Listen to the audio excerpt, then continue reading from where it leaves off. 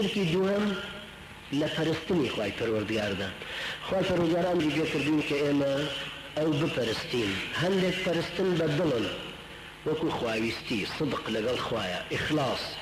توكل الرجاء كهموش تقبل للدل درون إنسان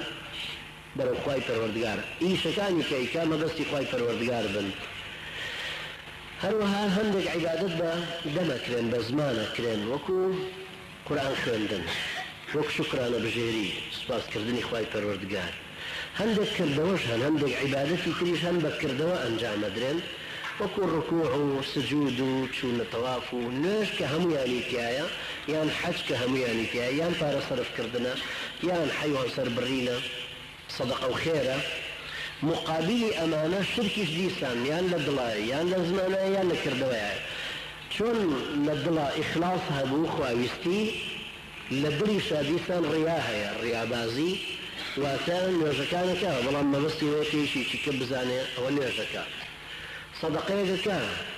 ديناري شي اصلا فريدات انه جامك وبوي تقي بخلق او ربدات وفزانا كديناري شكر بخير خير شي كردوا والله باسيا كات ولا شونان بوي البته طبعا خير دوجور خيره خير كان باشتر وایە وەکو پێغەمبەر عەلەیهی سەڵاتو وەسەلام فەرمێ کە بە دەستی ڕاستە دەیکەی دەستی چەپت پێ نەزانێ هەندێک خێری تر هەیە خەڵک بیزانێ باشە چونکە لە تۆ چاو لە تۆکەم خێرە دەرسەڵیتەوە مەسەلەن خێرە تەشجیع بووی لەسەر ئیشێکی چاکە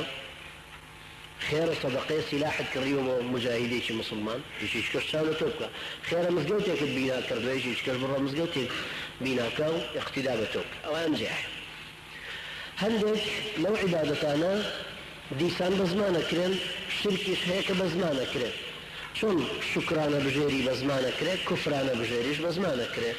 یەکێک قسەیەکی هەڵە بەرامبەر بەخوای پەروەردگار بکە یان لە لەفز و عیباراتیا شرک بکە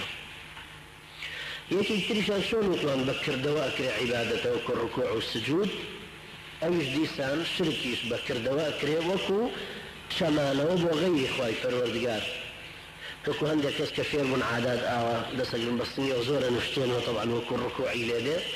هوش طبعا نادر شنك اخواي قولك فرمي وادخلوا الباب سجدا يعني بالركوع او بش نجورة ولا سجدا يعني ركعة يعني بشوي كمان وكبو عبادتها وكو هندي كان بودايي كان عبادات كان اواي هندك عبادات كان أول شيء أول طبعا عبادته ونابي إنسان مسلمان كتوقع لقل شيء تركه لا شيء ناتشبت وتوقع كالقل